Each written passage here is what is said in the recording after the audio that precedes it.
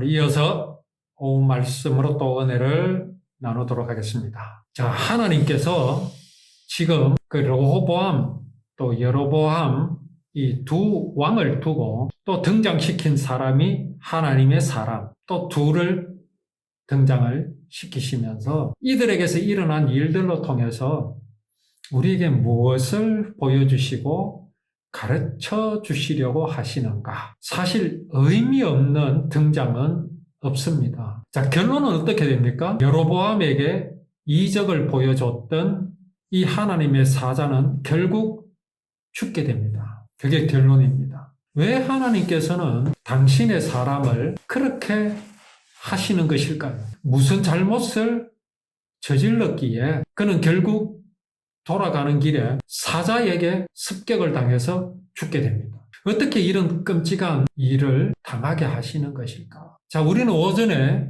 이 하나님의 사람이 어떻게 행하였고 그 마음에 도대체 무엇이 있었는지에 대해서 말씀을 나누었습니다. 이 사람은 하나님께서 주신 그 믿음을 무엇으로 둔갑을 시켰습니까? 자신감.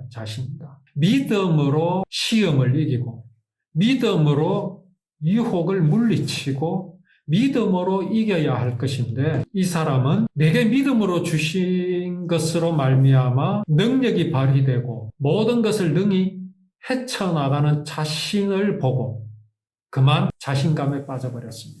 베드로가 물 위를 걸어오시는 예수님을 보고 바다에 뛰어들었지요. 물 위를 걸었습니다. 그가 걷게 된 이유는 자신의 능력 때문이 아니었잖아요. 누구의 능력 때문입니까? 바로 예수님의 능력 때문입니다. 그러면 끝까지 누구만 바라봐야 됩니까? 당연히 예수님만을 바라보고 걸어가면 됩니다. 그런데 베드로가 무엇을 보았다고 성경에 기록되어 있습니까? 그만 자기 발밑에 물을 보게 된 거죠. 그러니 빠져들었습니다. 물속으로 빠져들었습니다. 오늘 여기 하나님의 사람이 바로 그런 형태입니다. 이 사람이 어디 사람이라고요? 르호보암이 다스리는 유다 사람입니다. 그는 유다에서 하나님의 말씀을 전하는 영향력이 있는 사람입니다. 그는 유다 사람들에게 영향을 끼치는 사람입니다. 당연히 그는 하나님의 말씀을 전합니다. 그러나 지금 이 사람의 모습은 유다로 돌아가게 되면 무엇을 전하게 되겠습니까? 자, 여기에서 우리가 또 떠올려지는 한 역사가 있습니다. 바로 모세입니다. 모세가 40일 동안 시내산에 올라서 하나님의 말씀을 받았습니다. 하나님을 대면했습니다. 모세가 내려올 때에 모세의 얼굴에서 무엇이 나타났습니까? 광채가 나타났지요. 그때 모세는 어떻게 했습니까? 그 얼굴을 수건으로 가리웠습니다. 참, 이 모세의 믿음이 정말 귀한 겁니다. 사람은요, 모세를 바라본다는 거지요. 그 광채가 하나님인 것을 생각하지 않고 모세를 바라보기 때문에 그렇습니다. 그래서 모세는요, 철저하게 자기를 가리웠습니다. 오직 말씀으로만 이스라엘 백성들을 다스렸죠. 오늘 여기 하나님의 사자는 돌아가서 무엇을 말하겠습니까? 안 그래도 저 여로보암 앞에서 뭐라고 말했죠? 당신이 내게 당신 집 반을 준다고 해도 내 당신 안 따라가겠다. 그럼 뭐를 말하는 겁니까? 나는 이렇게 강하다 이 양반아. 네가 뭔데 이거 아닙니까? 하나님이 그 말하라고 이 하나님의 사자를 여로보암에게 보냈습니까? 아닙니다. 네가 하는 이 짓이 잘못되었다. 금송아지를 만드는 것 이거 잘못되었다. 제사장을 네 마음대로 세우는 것 이거 잘못되었다. 이 나라를 네게 주신 것은 하나님께서 주신 것이다. 이거 말하라고 보낸 겁니다. 자기의 뭐 대단한 것 그것 말하라고 보낸 것 아니지요. 이 사람은 하나님의 능력을 목격했습니다. 자, 이 사람이 돌아가서 과연 그 얼굴을 수건으로 가리겠습니까? 어떨 것이라고 생각이 되십니까? 이 사람은 유다로 돌아가서 본인은 분명히 하나님께서 이렇게 하셨나라고 말하겠지요. 그러나 이 사람의 모든 말에서 풍겨나는 그 느낌이 있습니다. 자기를 바라보게 하고자 하는 그것이 분명히 있단 말입니다. 그걸 여로보암에게 드러내버렸잖아. 하나님은 그것을 보셨습니다. 저는 이 사람이 사자에게 습격을 받아서 죽는 장면을 보고 매우 의문이었습니다. 도대체 이게 무슨 의미가 있는 것일까? 의문이었습니다. 그러나 이 말씀을 계속 읽어보는 가운데 과연 하나님의 그 선택하신 이유가 너무나 분명하게 드러나는 것을 볼 수가 있었습니다. 이 사람을 만난 또 한 하나님의 사람이 그에게 뭐라고 말합니까? 나도 그대와 같은 선지자다 라고 하면서 천사가 여호와의 말씀으로 내게 이르기를 그를 네 집으로 데리고 돌아가서 그에게 빵을 먹이고 물을 마시게 하라 하였느니라 하니 이는 그 사람을 속입니다. 그 말 한 적이 없어요. 이 사람이 같은 선지자인 것까지는 맞을 수 있습니다. 그러나 이후에 하는 말이 뭡니까? 그 사람을 너의 집으로 초청해서 같이 식사도 나누고 물도 마시게 하라. 이것은 거짓말입니다. 이 거짓말에 이 사람이 무너지는 장면을 우리는 보고 있습니다. 이건 참 희한한 일입니다. 어떻게 이렇게 무너질 수 있습니까? 여로보암 앞에서도 무너지지 않았잖아요. 뭐라고 말했었다고요? 당신의 집에 반을 준다고 할지라도 나는 당신과 함께 가지 않겠노라고 단호하게 말했던 사람입니다. 그런데 집의 반이 아니라 겨우 뭡니까?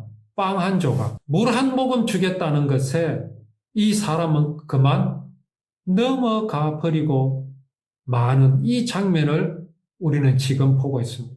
물론 속이는 사람이 속을 만하게 말한 것은 사실입니다. 그렇다고 할지라도 그렇다면 이 사람은 이 말이 과연 사실인가? 누구에게 물어봐야 할 것입니까? 하나님께 물어봐야 합니다. 하나님, 정말 하나님께서 뜻을 돌이키셨습니까? 그런데 이 사람은 그런 의문을 전혀 갖지 않습니다. 왜 그랬을까요? 자신의 생각이 옳기 때문에. 이 사람은 믿음보다는 뭘 갖고 있습니까? 자신감을 갖고 있습니다. 그래서 자신이 결정하는 것이 옳은 것이라 생각하는 겁니다. 하나님께서 내게 이렇게 큰 권능을 보여주셨으니 내가 결정하는 것, 곧 뭡니까? 여기 하나님의 사자라고 선지자라고 말하는 이 사람이 천사가 여호와의 말씀으로 내게 이르기를 라고 말하는 그 말을 내가 듣는 이 나의 결정이 옳은 것이라 생각하는 겁니다. 왜 그걸 스스로 결정합니까? 하나님은 그에게 여로보암을 따라가지 말라고 하셨습니다. 거기에 더해서 집에 반을 더 주어도 어떻게 할 것이다.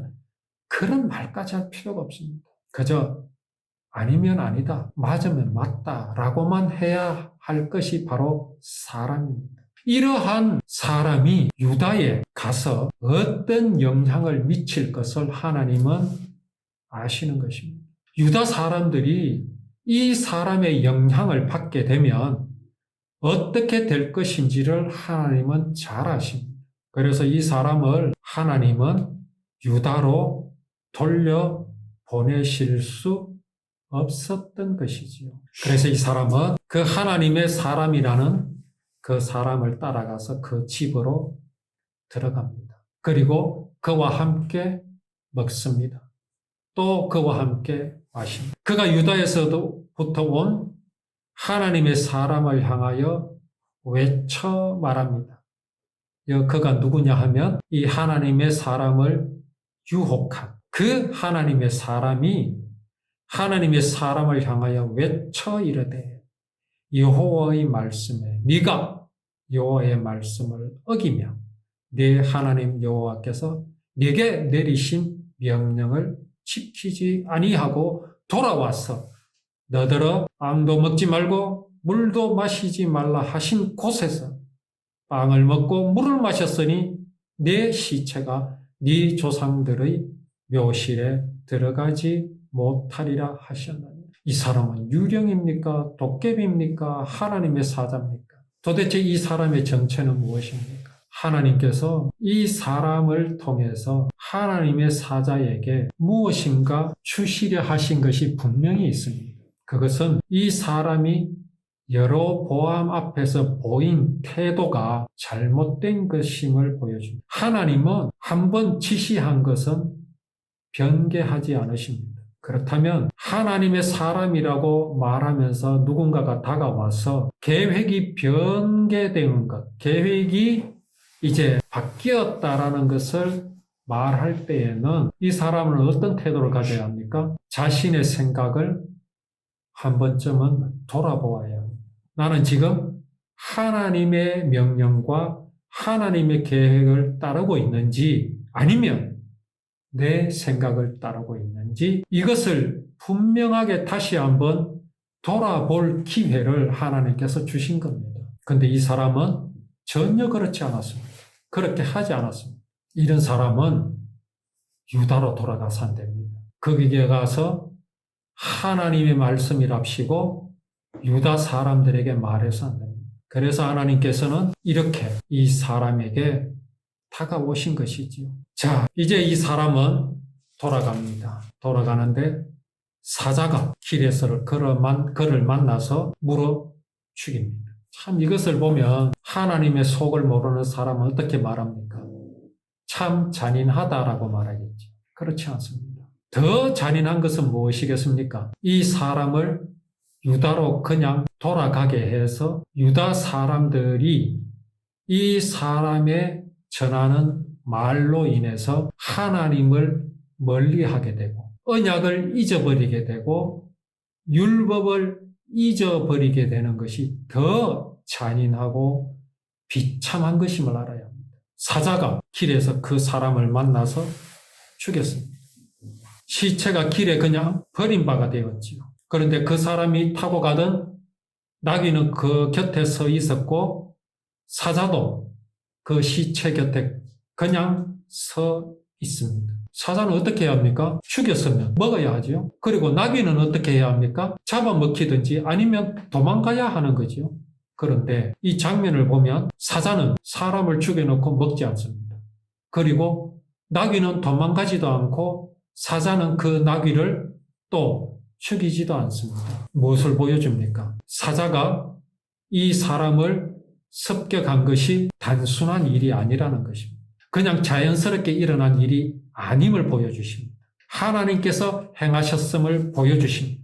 곧 하나님께서는 왜 이 사람을 이렇게 하셨는가? 분명히 이 일은 하나님께서 행하신 것을 보여주십니다.